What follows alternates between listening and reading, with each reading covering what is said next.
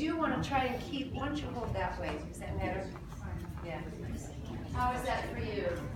You're pretty square, that looks good. Did you finish out the last set? Yes. Right, don't poke your ribs out, stay upright. We're all so stiff. now, she's going to rotate, they're both going to rotate, it's like a dance, a fouette, right, around. Right, now sometimes these dancers have like incredible turnout. Sometimes what I have to do is just lift up for a second. I have to move this way back here, right? I mean, for non-turned out people, we want to be able to square off the hips as much as possible. Start in the knee bend again and square off the hips and press down. Right, so the nice thing here is we're not using the hip flexors, we're using the hip extensors. You're not centered over your leg. Right, so this is really to get the body centered over the leg. Right, and then we straighten up. Right, same thing. Right, so the body weight shifts a little bit from knee bend to straight to up on the toes. To answer your question, where did you go? I'm right here, hi. Oh, Yeah, you about the disc, you just see it makes it easier to make the changes, Yes. but it's of course much harder to stabilize. So go ahead and rise all the way up now, and notice that your body weight may be just a little unstable with it. Right, you have to make sure that the body stays centered over the foot. Julia, Yes. the question I have is about dancers and their toes, and I have like turnout bow leg sort of stuff. So I try to put myself in parallel to chain. Yeah. As a chain. So as a dancer who loves that, which I totally get, Right. would you encourage them to change their feet or anything? Like not be so dancery, but sort of normalize, like Yeah. do you change? Well, for dancers, they're Very- usually practicing to, you Yeah. know, perfect their technique. So for this, I would have them turn out. As But, a dancer, you know, but for if you're a lot of dancer- clientele, I wouldn't force, you know, like for instance, now, if you're up on elevate, you're going to rotate to arabesque. Now, I might take somebody, let's just pretend you're not a dancer.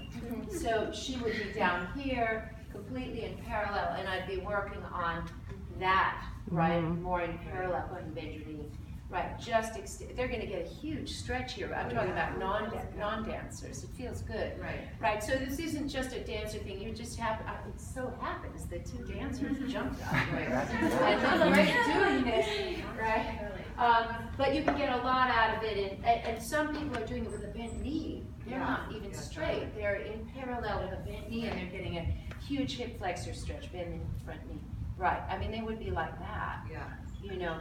So I don't want you to think you can't give this to your non-dancers. Well, Right. my question is, as a dancer, if they're, Go ahead.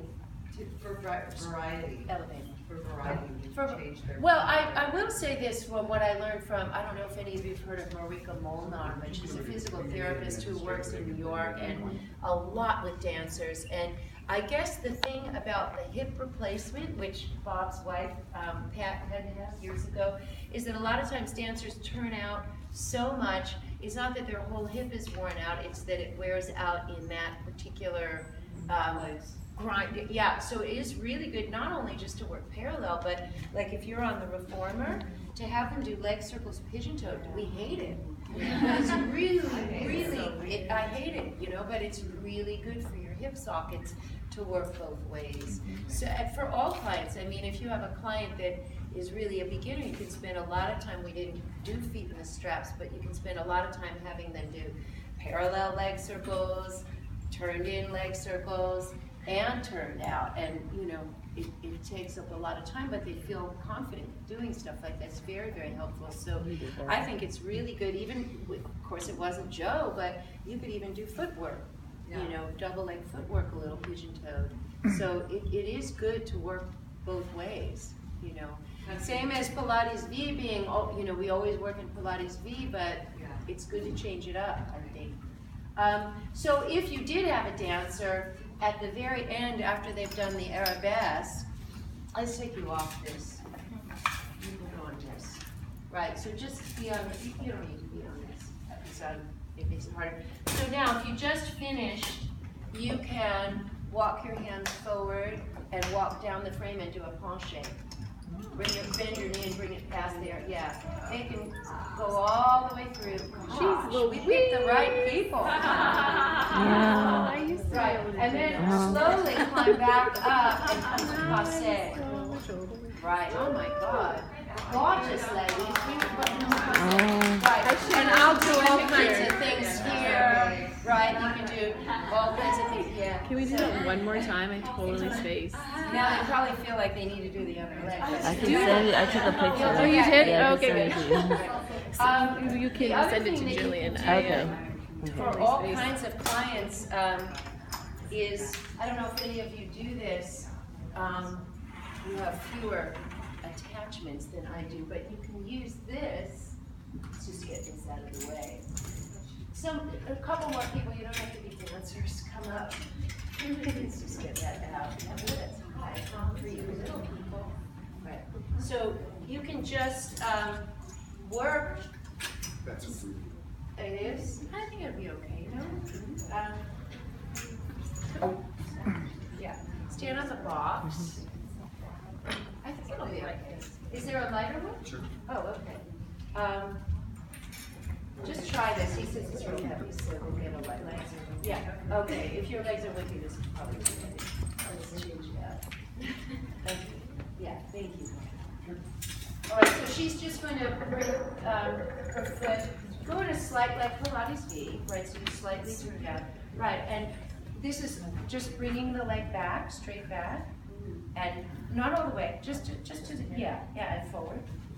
And right, so this is really good because she's got all this core stabilization she has to do, right? And now you're gonna take the leg, I'm not gonna do a 10, bend the knee and bring the heel to the front of the left ankle and out. We call these fondus for those of you who know, right? Yeah. Right, and then she can stay there and do little leg circles. And again, these could be parallel, right? But now here's a pet peeve of mine. See how she's riding the recoil of the spring, right? So you have to really resist that recoil. That's it. Go back the other way. That's it. Yeah, that's interesting. Good. So now you're going to face the people this way, and let me hold on, and I'll pull this back just a little bit.